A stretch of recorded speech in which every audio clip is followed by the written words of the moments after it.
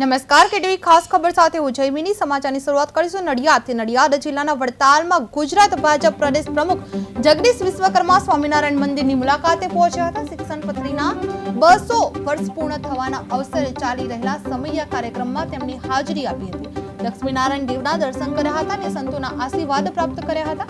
સમૈયા દરમિયાન સ્ટેજ પરથી સંબોધન આપતા તેમની આધુનિક જીવનશૈલીમાં મોબાઈલના વધતા પ્રભાવ અંગે ગંભીર ચિંતા વ્યક્ત કરી હતી। તેમણે જણાવ્યું હતું કે મોબાઈલ આજના સમયમાં માણસના જીવનમાં બિનજરૂરી અને વિનાશક તત્વ બની ગયું છે, જે ઘરમાં અશાંતિ અને તણાવનું કારણ બની રહ્યું છે।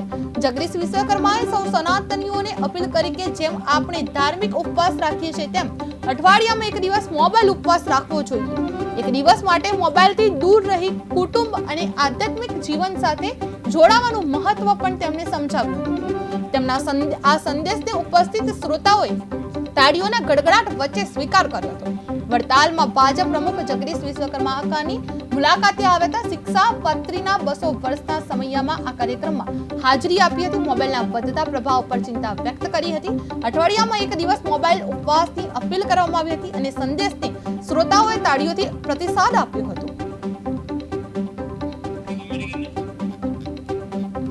અઠવાડિયામાં એક દિવસ મોબાઈલ ઉપવાસની અપીલ કરી હતી। વડતાલમાં ભાજપ પ્રમુખ જગદીશ વિશ્વકર્માની મુલાકાતે આવ્યા હતા। શિક્ષા પત્રીના 200 વર્ષ પૂર્ણ થતા આવ્યા હતા। અઠવાડિયામાં એક દિવસ મોબાઈલ ઉપવાસ રાખવો જોઈએ। એક દિવસ જગદીશ વિશ્વકર્માએ સૌ સનાતનીઓને અપીલ કરી હતી કે જેમ આપણે ધાર્મિક ઉપવાસ રાખીએ છીએ તેમ અઠવાડિયામાં એક દિવસ મોબાઈલ ઉપવાસ રાખવો જોઈએ।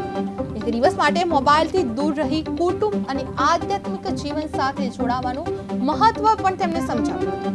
તેમના આ સંદેશથી ઉપસ્થિત શ્રોતાઓએ તાળીઓના ગડગડાટ વચ્ચે સ્વીકાર કર્યો હતો। આજના દિવસે આ 200 વર્ષના સમયના દિવસે હું ચોક્કસ કહીશ કે એવી એક પ્રતિજ્ઞા લઈને આપણે અહીંયાથી જઈએ, પરમ પૂજ્ય સ્વામીજીના આશીર્વાદ લઈને જઈએ, ભગવાન સ્વામિનારાયણના આશીર્વાદ લઈને જઈએ કે હું અઠવાડિયામાં એક દિવસ મોબાઈલનો ઉપવાસ કરી શકું।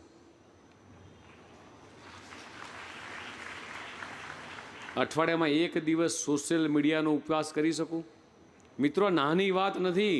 કદાચ ઘરે જઈને શાંતિથી વિચારજો, અત્યારે દરેક ઘરમાં 4 કે 5 કે 6 સભ્યો હોય, બધાના હાથમાં મોબાઈલ હોય અને માતા કે પિતા કે બાળકો જમવા બેઠા હોય કે વાતો કરવા બેઠા હોય, દરેક જણ પોતાના મોબાઈલમાં વ્યસ્ત હોય છે અને આના કારણે